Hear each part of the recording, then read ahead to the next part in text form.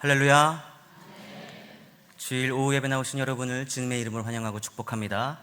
이 시간 좌우 또 옆에 계신 분들과 한번 이렇게 인사해 보겠습니다. 하나님께서 우리와 함께 하십니다. 다시 한번 더 인사해 보실까요? 하나님께서 이 자리에 은혜 부어주실 줄로 믿습니다.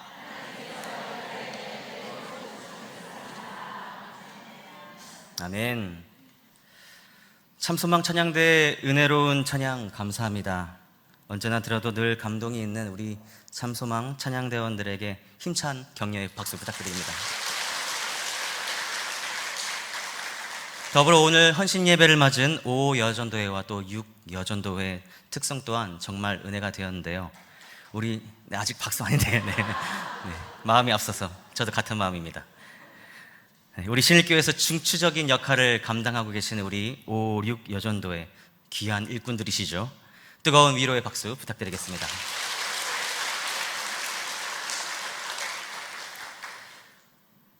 저는 오늘 5, 6 여전도회 헌신 예배를 기도로 준비하며 하나님께서 우리 5, 6 여전도회 권사님들과 또 집사님들에게 어떤 말씀을 가장 들려주길 원하실까라는 고민이 한 주간 참 많았습니다. 그러다가 작년에 소천하신 저희 어머님 생각이 많이 났습니다. 저희 어머니께서 59년생이시니까 여전도에 소속이시라면 아마 5여전도에 딱 이제 마지막 걸치시더라고요. 그래서 어머님의 마지막 유언이셨던 여호와 샴마, 이 말씀을 함께 나누면 좋을 것 같아서 오늘 본문을 선택하게 되었습니다. 바라고 소망하기는 우리 5, 6 여전도의 회원들뿐만 아니라 우리 신일교회 모든 성도님들, 바라고 소망하기는 오늘 말씀을 통하여서 그냥 거기 계신 것이 아니라 특별한 목적을 가지고 그곳에 계시는 하나님 그 사랑을 다시 한 번 더 깨닫는 귀한 은혜의 시간 되시기를 예수님의 이름으로 축복합니다. 우리가 읽은 성경 본문, 특별히 48장 35절은 이 에스겔에서 가장 핵심이 되는 구절이라고 할 수 있습니다. 그날 후로는 그 성읍의 이름을 여호와 샴마라 하리라. 원래 기록된 이 히브리어 발음으로는 제호바 샤마이기 때문에 설교 제목을 여호와 샴마라고 지었습니다. 리딩 지저스 통해 이미 에스겔서를 살펴보셨겠지만 이스라엘 백성들은 지금 나라를 잃어버렸을 뿐만 아니라 심지어 포로 상태이지 않습니까? 아무런 희망도 없는 그런 상태였다는 것이죠. 그러나 하나님께서 돌아오신다면 무너졌던 성전이 다시 재건되며 하나님께서 그 성전에 다시 거하신다면 폐허가 되었던 성읍과 땅들이 회복될 것이며 주님께서 다시 우리를 다스리신다면 예배가 회복되고 공동체가 회복되며 우리의 삶이 회복될 것이다 라는 믿음이 여전히 그들에게는 있었다는 것입니다. 하지만 시간이 점차 흘러감에 따라 그 믿음이 희미해지고 연약해질 때 하나님께서는 당신의 종 에스겔을 친히 부르셔서 친히 그들에게 소망의 위로를 전해주셨다는 사실을 믿으시기 바랍니다. 혹여나 지금 믿음이 희미해지고 신앙이 연약해진 상태에 계신 성도님들이 계시다면 만군의 주 여호와 하나님께서 주신 그 소망, 영원한 소망을 다시 바라보심으로 무너졌던 성전이 회복되시기를 예수님의 이름으로 축복합니다. 본문 앞부분에서는 이 성전의 척수에 대해서 자세하게 다루고 있고 또 성전에서 수종드는 자들의 임무에 대해서도 자세하게 다루고 있죠. 그리고 이 성회와 또 절기에 드릴 예물과 제사법에 대한 규례가 나오고 또 새로운 땅에 대한 분배가 나온 뒤에 여호와 삼마, 하나님께서 거기 계신다라고 말씀하십니다. 에스겔에 나오는 그 내용은 이 신약 교회의 모습을 보여주면서 동시에 새 하늘과 새 땅에 대한 예언의 말씀이기도 하죠. 하나님의 이름을 아는 것은 우리가 이 신앙생활을 하는 데 있어서 대단히 중요합니다. 왜냐하면 진리를 알아야 믿음이 생기게 되며 또 믿음이 생겨야 하나님의 인도하심을 한 걸음씩 한 걸음씩 경험할 수 있기 때문입니다. 성경에 보면 하나님의 다양한 이름을 사용하고 계시는데 그 이유는 한 가지 이름으로는 당신의 속성을 모두 다 말할 수 없기 때문이죠. 화면을 보시면 성경에 나오는 하나님의 다양한 이름에 대해서 간략히 정리해 보았습니다. 오전에는 야곱이 직접 붙인 그 하나님의 이름을 살펴보았다면, 오전에는 하나님 당신께서 직접 말씀해 주신 그 하나님에 대해서 살펴보겠습니다. 먼저는 잘 아시는 순서대로 적어보았는데요. 여호와 샬롬, 하나님은 평강이십니다. 제가 앞부분을 파란색을 읽으면 여러분이 뒷부분을 한번 읽어주시겠습니까? 여호와 이레, 아멘. 여호와 라파, 하나님은 치료자이십니다. 여호와 니시, 하나님은 승리케 하시는 분이십니다. 여호와 로이, 하나님은 목자이십니다. 여호와 카도시. 하나님은 거룩하게 하시는 네, 이제 분이십니다. 슬슬 모르는 이름들이 나오시죠? 생소하실 것입니다. 여호와 멜렉, 하나님은 우리의 왕이십니다. 여호와 체바오트. 하나님은 능력이십니다. 아멘이십니까? 아멘. 이렇게 다양한 방법을 통해서 하나님께서는 자신을 더욱더 명확하게, 그리고 정확하게, 무엇보다 풍성하게 알려주시기 위한 배려라는 것이죠. 그리고 오늘 본문에서 이 여호와 샴마라는 이름이 나오는데, 여호와 샴마는 여호와께서 거기 계시다라는 뜻입니다. 여호와께서 거기 계시다라고 말하니, 하나님께서 거기 계시면 다른 곳에는 계시지 않는다는 말인가요? 라는 의문을 가질 수도 있지만 그런 의미가 아닙니다. 여호와께서 거기 계신다라는 것은 하나님은 어디든지 계시는 분이시지만 특별한 목적을 가지고 어떤 장소나 어떤 사람에게 특별히 역사하심을 뜻합니다. 시편 139편에 보면 다윗이 하나님을 피해 보려고 했으나 실패한 이야기가 나오는데요. 그때 8절과 9절 그리고 10절에서 이런 고백을 남깁니다. 우리 같이 읽어보겠습니다. 시작. 내가 하늘에 올라갈지라도 거기 계시며 수월에 내 자리를 펼지라도 거기 계시니이다. 내가 새벽 날개를 치며 바다 끝에 가서 거주할지라도 거기서도 주의 손이 나를 인도하시며 주의 오른손이 나를 붙드시리다. 아멘. 이 하나님의 속성 중에 편재성이라는 것이 있습니다. 이 말은 하나님은 모든 곳에 계시는 분이라는 뜻이죠. 그렇습니다. 하나님이 계시지 않는 곳은 아무데도 없기 때문에 하나님은 어디든지 계시다는 사실을 믿으시기 바랍니다. 그래서 우리 고신교단에서는 늘 언제나 하나님 앞에서 살자라는 이 뜻으로 코람데오라는 모토를 가지고 있죠. 이렇게 하나님께서는 어디든 존재하시지만 그럼에도 불구하고 성경에서는 이 특별한 경우 하나님께서는 특정한 사람과 함께 하신다고 말씀하고 있습니다. 그렇다면 하나님이 특별하게 어떤 장소나 또 특정한 어떤 사람과 함께 하시면 우리에게 어떤 일이 일어나게 될까요? 오늘 4가지로 정리해 보았는데요. 첫째로, 하나님이 함께 하시면 형통하게 된다는 것입니다. 따라해 보실까요? 하나님이 함께 하시면 형통하게 됩니다. 아멘이시죠? 아멘. 창세기 39장에 보면 요셉의 이야기가 나오는데요. 3절에 보니 하나님께서 요셉과 함께 하신 것을 보디발이 보았다라고 기록되어 있습니다. 그 결과 여호와께서 그의 범사에 형통케 하심을 보았더라라고 되어 있죠. 또한 23절에서 하나님께서 요셉과 함께 하신 것을 간수장이 보았고 그 결과 여호와께서 요셉과 함께 하심이라, 여호와께서 그를 범사에 형통하게 하셨더라라고 말씀합니다. 세상 모든 사람들이 잘 살기를 원합니다. 우리라고 예외이겠습니까? 성도도 잘 살고 싶습니다. 성도라면 누구나 하나님의 그 형통케 해주시는 복을 받기를 원합니다.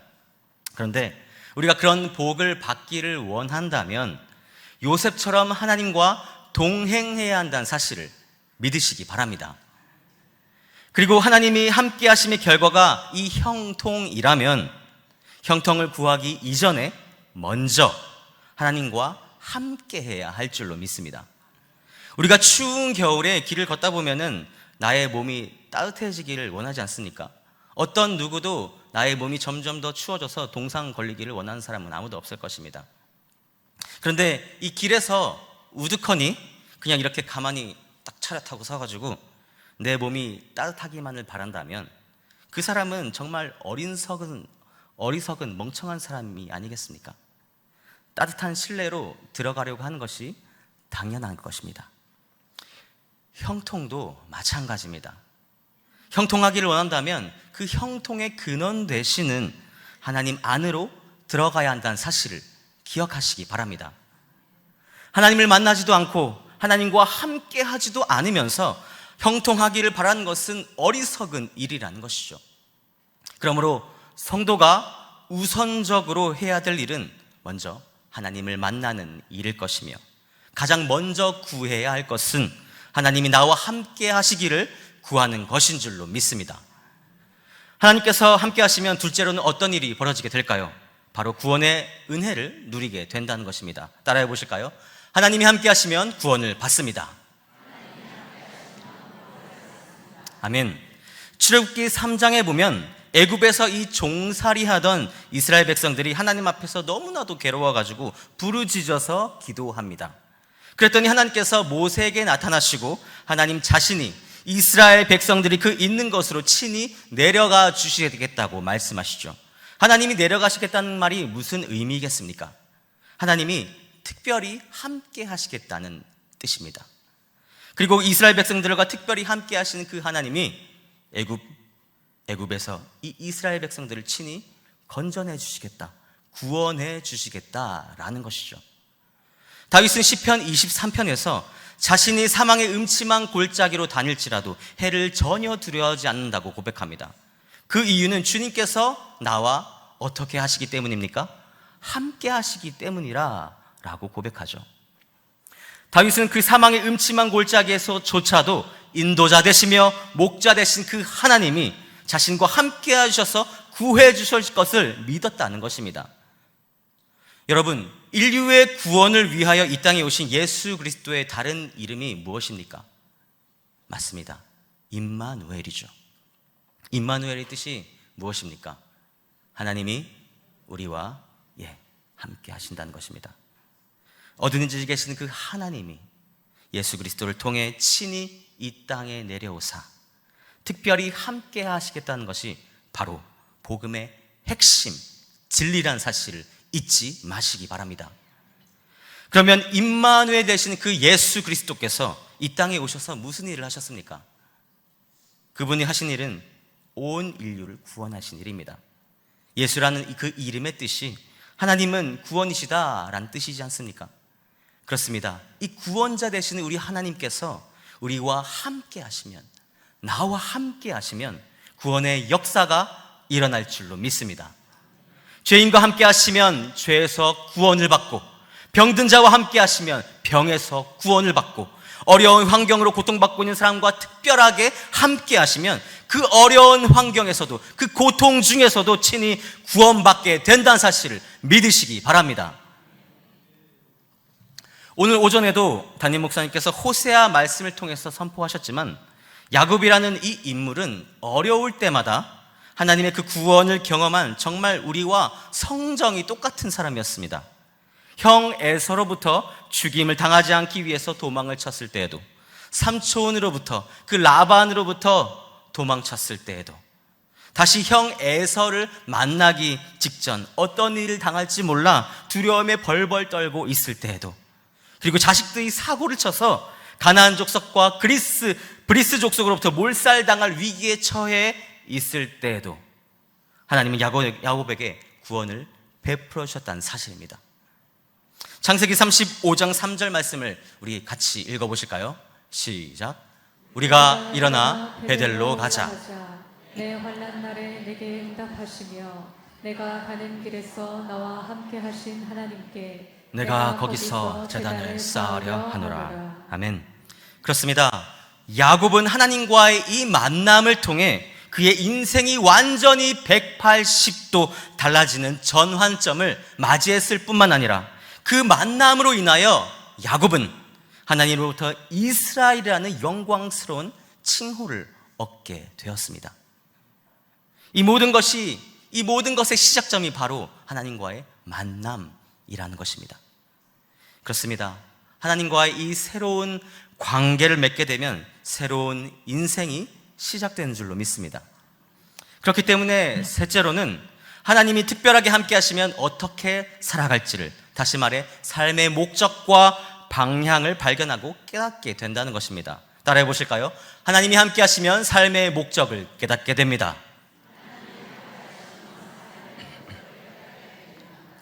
칠흑과도 같은 그 어둠 속에서 갈 길을 찾지 못하는 사람에게 빛이 임하면 길이 보이게 되는 것처럼, 인생을 어떻게 살아가야 할지 몰라 방황하는 이에게 하나님께서 역사하시면 어떻게 살아가야 할지 그 갈 길이 보여진다는 것이죠.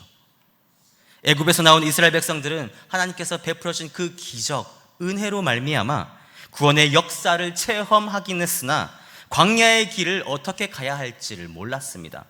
그렇기 때문에 우상 숭배를 일삼는 그 애굽 사람들을 보며 일평생을 살아왔기 때문에 하나님을 어떻게 올바르게 섬겨야 하는지 그 방법도 몰랐다는 것입니다. 그런 이스라엘 백성들에게 하나님께서 특별하게 함께 하시자 어떤 일이 일어났습니까? 불기둥과 구름기둥으로 하나님께서 이스라엘 백성들과 특별하게 함께 하시면서 갈 길을 친히 보여주셨다는 사실을 기억하시기 바랍니다. 그리고 시내산에서 임재하신 그 하나님께서 특별하게 함께 하심으로 어떻게 하나님을 섬겨야 하는지 그 자세한 규례 또한 친히 주셨죠. 지금 우리가 살고 있는 이 시대는 어떻습니까? 보혜사 성령께서 믿는 자들 속에서 특별하게 함께 하십니다. 성령님은 하나님의 영이시며 하나님 자신이십니다. 그래서 함께 하시는 그 성령 하나님은 믿는 자들에게 빛을 주시고 어둠 속에서 갈 길을 알게 해 주실 뿐만 아니라 믿는 자들을 진리 가운데로 친히 인도하여 주셔서 진리 안에 거하게 해 주십니다. 그래서 우리 주님께서는 믿는 자가 복되다라고 말씀하신 줄로 믿습니다. 성령의 도우심으로 진리를 따라 살아가기 때문에 그 삶 자체가 복되다라는 것이죠. 그러므로 하나님과 동행하는 사람은 방황하지 않습니다. 혹시나 지금 이 자리에 계신 성도님들 중에 인생의 목적을 상실한 분이 있으십니까? 기도와 말씀을 통해 하나님과 대면하는 은혜가 있으시기를 예수님의 이름으로 축복합니다. 혹시나 여러분의 아들, 딸, 손주들 중에서 방황하는 자녀들이 있으십니까? 하나님을 인격적으로 만남으로 인생이 180도 완전히 달라져서 복된 삶을 영원히 누릴 수 있기를 우리 주님의 이름으로 간절히 축복합니다. 마지막으로 하나님이 특별히 함께 하시면 승리하는 인생이 된다는 것입니다. 한번 따라해 보실까요? 하나님이 함께 하시면 승리하게 됩니다. 하나님이 함께 하시면 승리하게 됩니다. 아멘. 이사야 41장 10절에 보면 하나님께서는 이렇게 함께 해주시겠다고 친히 약속해 주셨습니다. 우리 함께 읽어보실까요? 시작. 두려워하지 말라. 내가 너와 함께함이라. 놀라지 말라. 나는 내 하나님이 됨이라. 내가 너를 굳세게 하리라. 참으로 너를 도와주리라. 참으로 나의 의로운 오른손으로 너를 붙들리라. 아멘. 그리고 이 11절 이후부터는 하나님이 함께 하심으로 일어나는 일들을 열거하시는데 결국에는 이 승리를 말씀하시죠. 하나님이 함께 하시는 사람들을 괴롭히는 자들은 수치와 능욕을 당하게 될 것이며 하나님이 함께 하신 자와 다투던 자들은 아무것도 아닌 것이 될 뿐만 아니라 그들은 패배하여 사라져버리고 허무한 존재가 될 것이며 그들은 바람에 나는 겨와 같은 존재가 될 것이다. 그러나 하나님이 함께 하시는 자들은 하나님으로 인하여 하나님이 친히 자랑하시는 영광스러운 존재가 될 것이라는 사실을 믿으시기 바랍니다.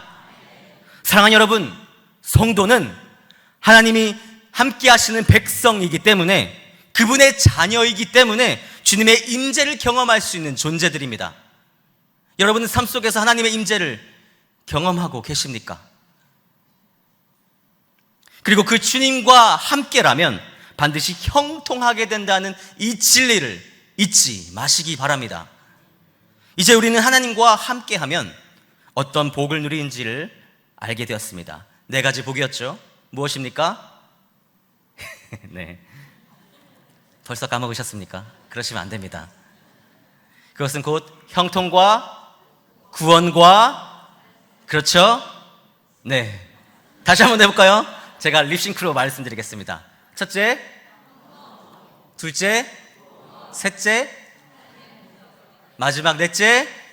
네, 맞습니다. 아멘. 네. 곧 형통과 구원과 삶의 목적과 승리를 얻게 된다는 것입니다. 그런데 이 아는 것보다 더 중요한 것이 있습니다. 무엇일까요? 바로 실천하는 것이지 않겠습니까? 말씀을 머리로 아는 것에서 그친다면 그 말씀은 아무런 소용이 없습니다. 왜냐하면 그 말씀은 결국 길가나 돌밭이나 또는 가시밭에 떨어진 아무것도 쓸모없는 쓰레기와 같은 꼴이 될 것이기 때문이죠.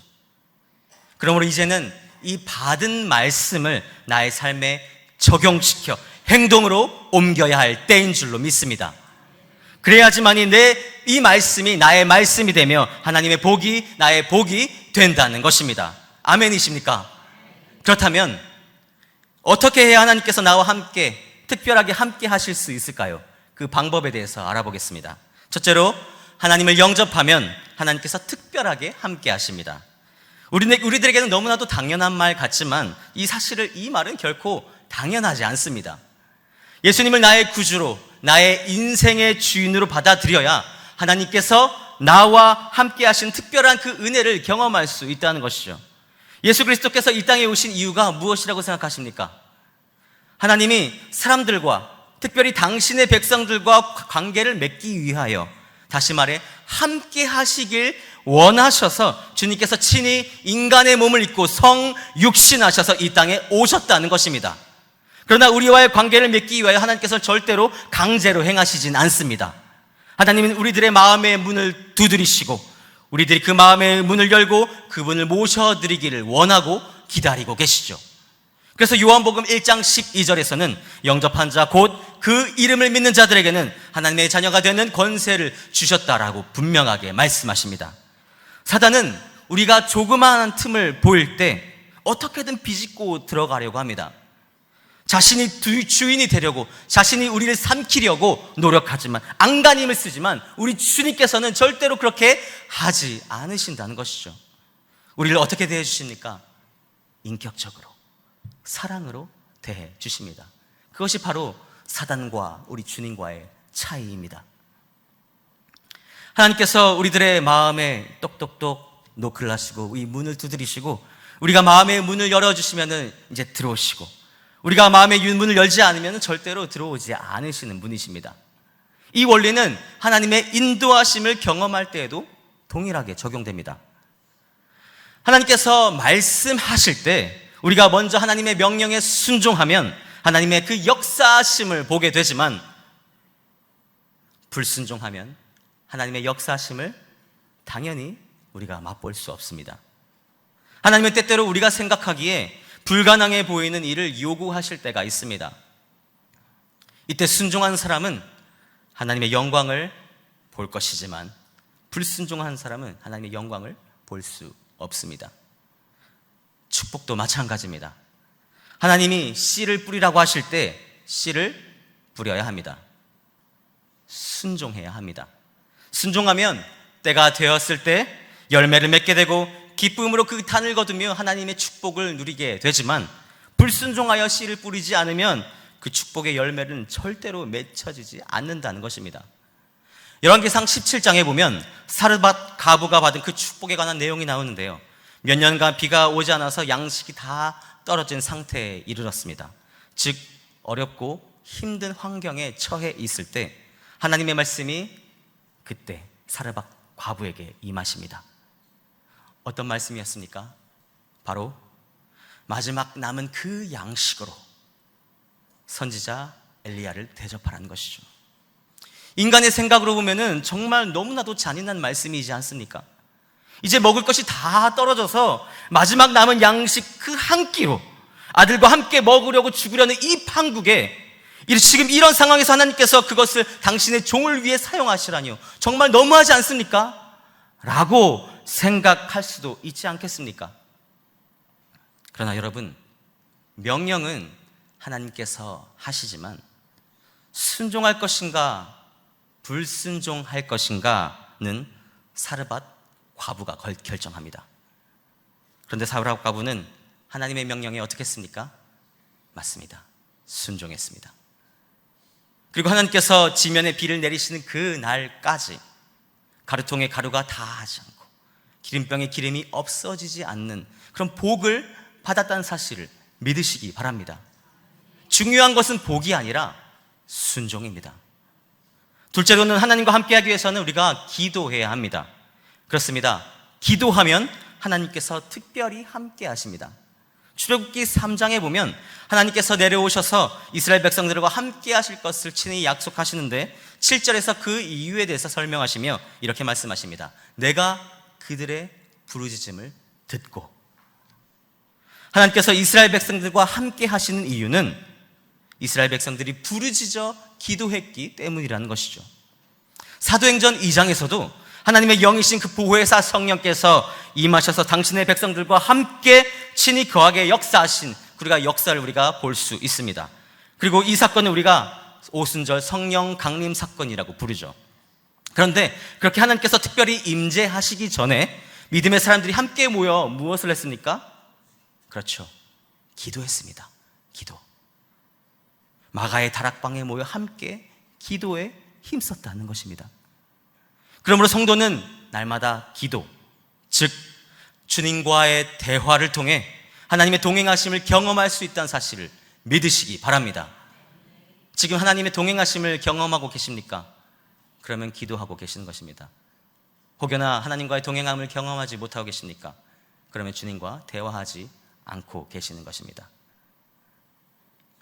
소망하기는 이번 한 주간은 더욱더 기도의 시간, 그 기도의 자리를 사수하시기를 주 예수 그리스도의 이름으로 간절히 권면드립니다. 그리하여 우리 하나님의 임재하심을 충만히 누리는 우리 온 성도님들, 우리 신일교회 모든 성도님들과 모든 가정들이 되시기를 우리 예수님의 이름으로 축복합니다. 아멘.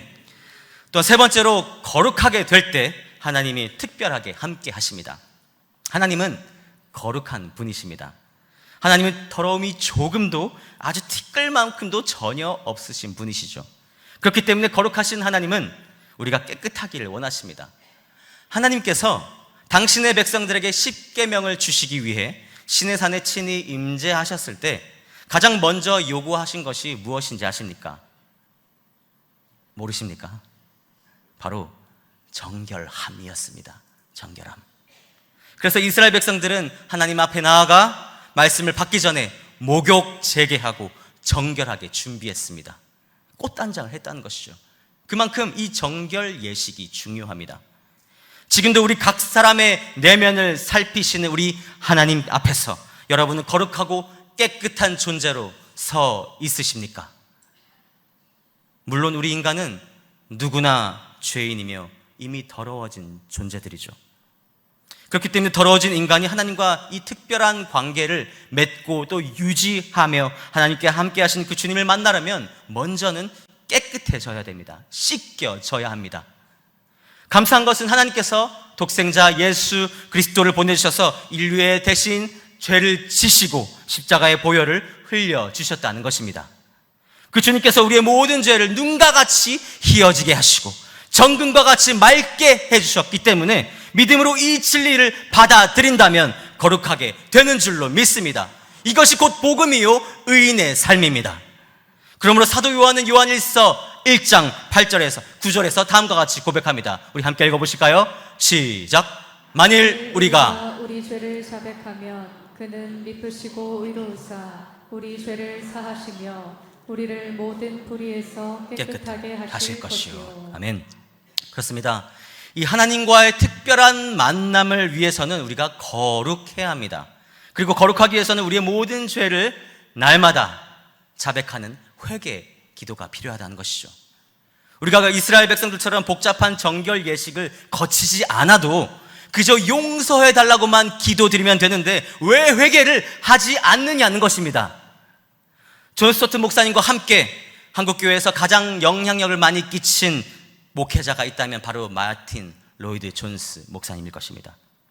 마틴 로이드 존스는 회개하지 않은 사람이 그리스도인이 된 적은 없다라고까지 말한 바 있습니다. 저는 이 말에 전적으로 동의합니다. 우리 주님께서도 마태복음 7장 21절에서 이렇게 말씀하셨죠. 같이 읽어보겠습니다.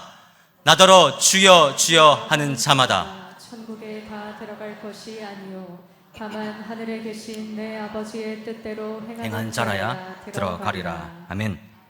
아버지의 뜻대로 행하지 않으면 그것이 곧 죄가 아니겠습니까? 그런데 하나님의 말씀대로 행하지 않는 죄를 짓고서도 회개하지 않았다라는 말은 천국에 들어갈 수 없다라고 이해해도 무방할 것입니다. 회개하셨습니까? 오늘 회개하셨습니까? 예배 드리기 전에 회개하셨습니까? 말씀 듣기 전에 회개하셨습니까? 회개하지 않으셨다면 하나님께서는 이 예배도 받지 않으실 것입니다.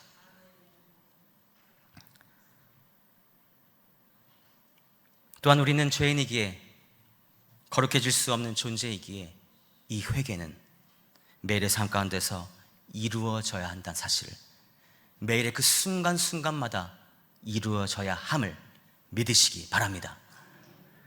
마지막 네 번째로, 하나님이 계신 곳을 찾아야 하나님이 특별하게 임하십니다. 본문에서는 하나님의 성전에서 함께 하신다고 약속하셨습니다. 그래서 이스라엘 백성들은 절기 때마다 예루살렘을 성전을 찾아가 올라갔던 것이죠. 지금은 이 교회라는 공동체 안에서 우리가 함께 모여 하나님께 예배를 드립니다. 그리고 이곳에 하나님께서 좌정하여 주사 임재하십니다. 마태복음 18장 20절에 보면 주님의 이름으로 그 모인 곳에 주님이 함께 하시겠다고 약속하십니다. 교회는 건물을 말하는 것이 아니죠. 교회는 믿는 자들이 주의 이름으로 모이는 곳입니다. 하지만 우리는 장소가 필요하기에 우리가 예배를 드리는 이 건물에서 매주 정한 시간에 정한 장소에서 정한 마음으로 주님의 이름으로 모여 기도하고 찬양하고 말씀 듣고 예배를 드립니다. 여러분 한 분 한 분이 주님의 이름으로 모였기 때문에 우리가 신일교회가 되는 것입니다. 우리가 모이긴 해도 주님의 이름이 아닌 다른 이름으로, 또 우리들의 이름으로, 나의 이름으로 모였다면 우리는 더 이상 교회라고 할 수 없을 것입니다. 여기서 조금 더 구체적으로 나아가 우리의 생활 가운데 적용시켜 본다면 하나님의 일을 하는 그 현장, 다시 말해 하나님을 예배하며 복음을 전하는 그곳에 하나님이 특별하게 함께 하신다는 것입니다. 그래서 마태복음 28장 19절과 20절에 보면 가서 복음을 전파하라 라고 명령하신 후에 그 현장에 있는 그 사람에게 우리 주님께서 함께 하시겠다고 친히 약속하셨다는 사실을 우리는 결코 잊지 말아야 할 줄로 믿습니다. 그런 의미에서 우리 함께 고백해 보실까요? 마태복음 28장 19절 20절입니다. 살아계신 하나님의 말씀입니다. 시작. 그러므로 너희는 가서 모든 민족을 제자로 삼아 아버지와 아들과 성령의 이름으로 세례를 베풀고 내가 너희에게 분부한 모든 것을 가르쳐 지키게 하라. 볼지어다 내가 세상 끝날까지 너희와 항상 함께 있으리라 하시니라. 아멘. 그런 의미에서 저는 우리 교회가 매년마다 전도 여행을 가는 것에 대해, 그리고 선교를 가는 것에 대해서 매우 자랑스럽게 여기고 있습니다. 이 일이 하나님께서 가장 기뻐하시는 일이 아니겠습니까? 전도와 구제와 선교와 또 봉사, 이 모든 일들을 통해 하나님께서 우리 신일교회와 함께 하심을 경험할 수 있으니 이 얼마나 영광스러운 일이란 말입니까? 사랑하는 여러분, 믿음이 무엇이며 구원은 무엇이고 또 영생은 무엇이라고 생각하십니까? 하나님께서 나와 항상 함께하고 계신다는 사실을 아는 것이 믿음이며, 그 하나님께서 나와 항상 함께하고 계신다는 사실을 믿는 자가 구원과 영생을 얻게 되는 줄로 믿습니다. 하나님의 일은 늘 언제나 할 수 있는 것이 아닙니다. 기회가 주어졌을 때 해야 합니다. 그러면 하나님이 기회 주실 때 순종하시기 바랍니다. 헌금도 할 수 있을 때가 있으며 봉사도 할 수 있을 때가 있습니다. 마치 농사를 짓는 것과도 같은 이치입니다. 파종할 때가 있고 추수할 때가 있습니다. 파종할 때 파종하지 않다가 때가 지난 이후에야 파종하면 아무런 소용이 없습니다. 또한 추수할 때도 마찬가지지 않겠습니까? 추수할 때 추수를 해야 하지, 때를 놓치면 곡식이 썩어 문드러져서 추수할 수 없게 된다는 것이죠. 그렇습니다. 하나님의 나라를 위한 그 현장, 그 복음을 위한 그곳이 바로 하나님께서 특별하게 임하시는 장소인 줄로 믿습니다. 말씀을 맺고자 합니다. 사랑하는 신일 교회 여러분, 바라고 소망하기는 예수님을 영접하셨다면 이제는 하나님과의 대화, 주님과의 그 친밀한 관계를 맺기 위한 기도를 많이, 정말 많이 하시기를 바랍니다. 그리고 기도하실 때는 다른 그 어떤 무엇보다도 하나님의 성품을 닮아가게 달라고, 특별히 거룩함을 위해, 순결함을 위해, 정결함을 위해 진정한 회개의 기도를 드리시기 바랍니다. 무엇보다 하나님께서 드리신 그 기도를 이제는 실천으로, 행동으로 옮기시기 바랍니다. 하나님의 나라와 그의 의가 위한 그 자리, 주님을 예배하며 주님께 영광을 드리기 위한 그 장소, 복음을 전하는 그 현장과 그 자리에서 하나님을 만나는 특별한 은혜가 있기를 온 마음 다해 소망하며 축복합니다. 그리하여 하나님께서 허락하시며 우리에게 약속하신 그 네 가지의 축복, 곧 형통과 구원과 삶의 목적과 마지막 무엇입니까? 승리의 축복을 풍성하게 누리는 이 자리에 있는 모든 주의 백성들 다 되시기를, 특별히 우리 5여전대와 6여전대가 되시기를 우리 주 예수 그리스도 이름으로 간절히 축원합니다.